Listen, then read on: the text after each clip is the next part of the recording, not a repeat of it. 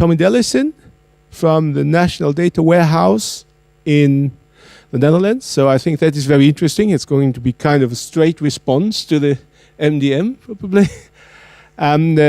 Tommy is the IT architect of the NDW now, following a colleague, Gerben Hogebom, that many of you will remember from the work in the DataX community. And Tommy, tell us what's going on in the Netherlands.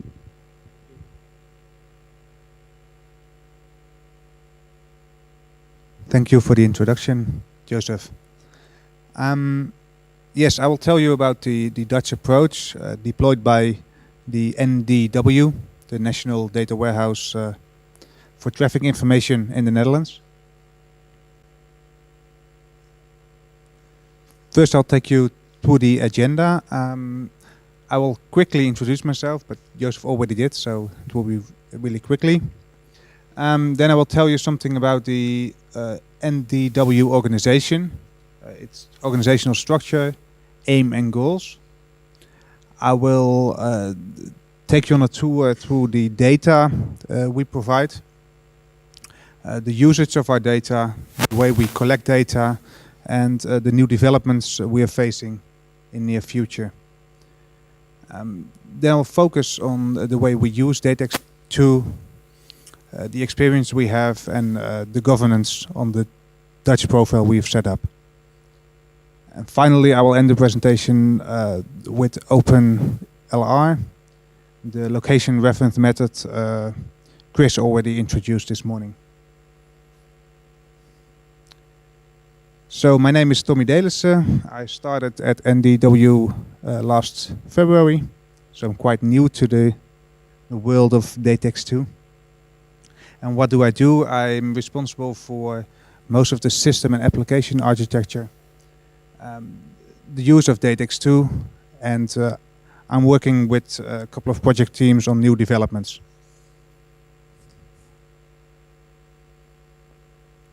So what is NDW?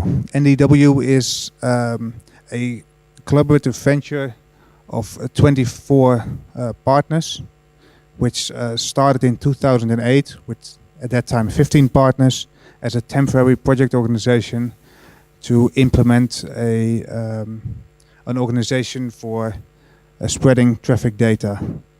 Now it's in 2013, with 24 partners, we became a permanent organization. And we're a very small organization. We are with 18 people, 2 teams, one for operation and one for innovation, which makes us flexible. We can act fast, and we can look into new developments easily.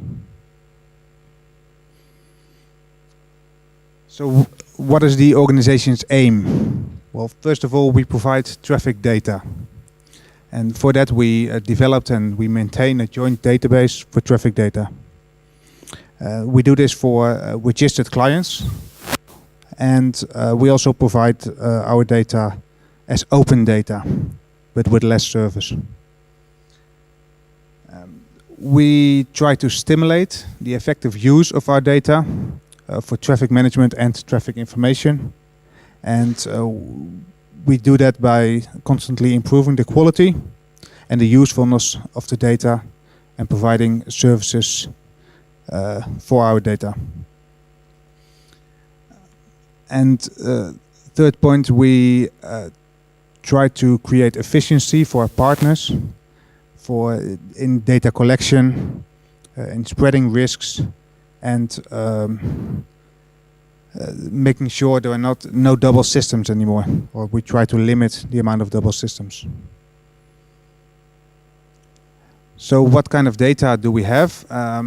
We have basically 3 kinds of data with different dynamics. We have traffic management data, which has to be up-to-date, complete, and unambitious. Traffic information, I'm sorry. Then we have traffic management data, which basically is a source for all our road authorities. And we have data for which is used for traffic policy and research, and this data has to be historic comparable.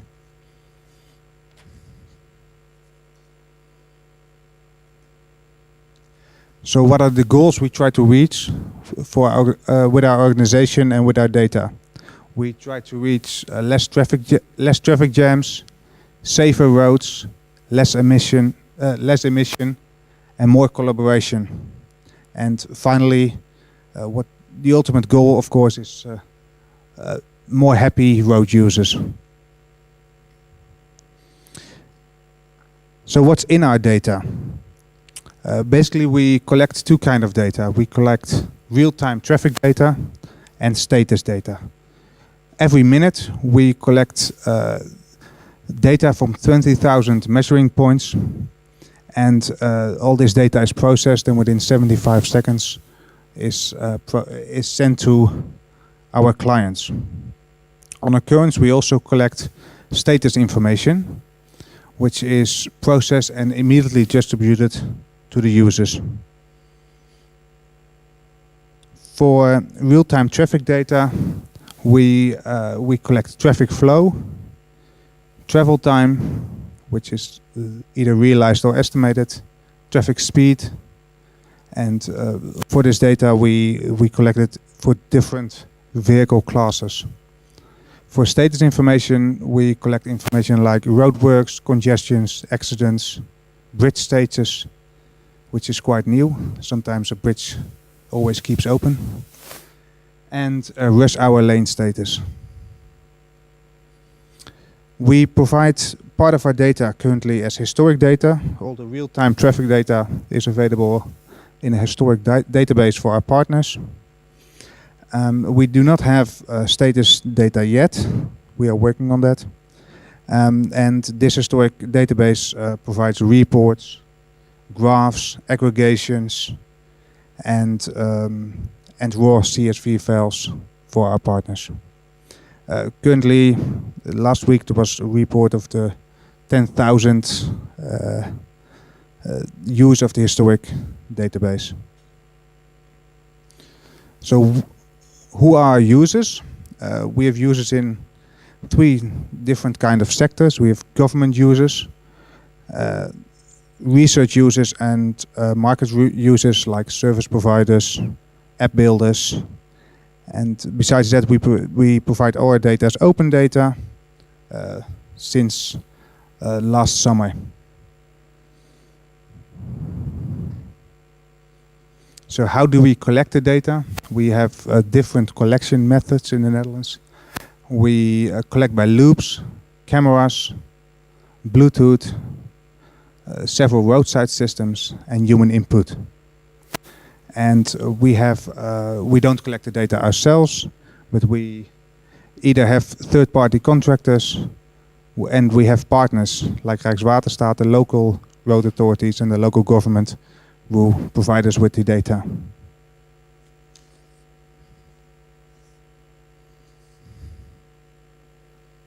So what are we working on in these months? We are working on a new central system. This new system will provide us with greater flexibility. Currently, we only have DataX2 connectors. We even have different systems for the different data streams, and we want to bring this to one single system with more interfaces, so that we're not only able to collect and provide DataX2, the DataX2 format, but for example also provide data in JSON format. We are busy extending our data warehouse. Currently we only have the real-time traffic data, and we want to combine this with the status data, so we can do more checks on data quality and provide better reports and analysis for our partners. We have a data fusion pilot to, for example, combine floating car data with our current data to be able to check if our data is comparable to the floating car data. We are also doing a project on the scheduled and real-time roadworks. which is to improve the roadworks administration and to make sure that when roadwork starts, it's an SMS is sent to the system, and when it ends, another SMS is sent to the system. So it's really actual when the roadworks started and ended. For all these projects, we use DATEX2, and DATEX2 influences our projects. And we have some experiences, or at least I had some experience the last few months with DATEX2. And I listed the pros and the cons. For me, DATEX2, it gives standardization, which leads to easier system integration and structured information. And it has international usage, so it helps third parties which are connected to us to interface with us and send the data. And also a good thing is the XML structure, because it's readable, it's widely used. But we also have some issues with DATEX2. First of all, the one thing which was already mentioned in almost every presentation is the complexity, and which leads to different interpretations, limited description of elements, and it's one very large model, and it can be difficult for some app builders to process the XMLs. The XMLs also lead to a large amount of data to process and a large amount of data to send through the systems. And for NDW, we have an issue with location references. This was already mentioned by Chris this morning. And for this is a choice NDW made in the past. We made a choice to build our location reference on RDS TMC, and which is only covering main roads in the Netherlands and not roads in cities, for example. To manage these issues, we provide a governance structure for the Dutch DATEX2 profile, in which we try to involve all parties. So our data collectors and our service providers. So we minimize the different interpretations. We make documentation about how we want to use the model in the Netherlands. And we maintain the Dutch profile. In this government structure, we discuss extending the number of data streams, extending the data model, create extensions, and make agreements which do not fit in the model, but which are really important for our data streams. And when we finalize extensions, we try to prepare change requests for the European DATEX model.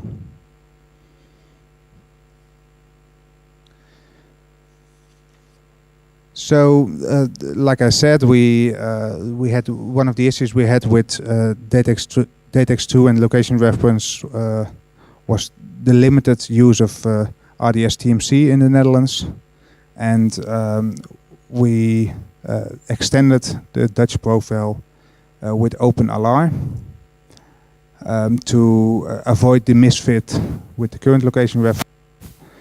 And OpenALAR will give us the ability to add more locations and an easier way to visualize on the map. Because OpenALAR is an open standard which is map independent. So what road did we take with the OpenALAR extension? We first did analysis of the problem. We researched, we compared different location reference methods. Then we asked the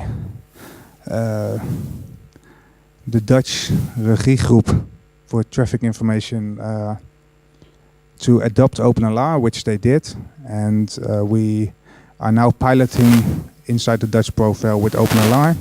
We'll be building a converter which will convert the RDS TMC data to OpenLR on the fly, and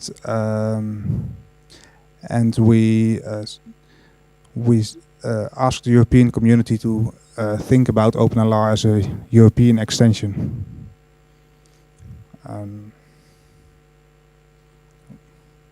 And the final step will be to first formalize OpenLR in the Dutch profile and modify our production systems. Thank you. This was my presentation.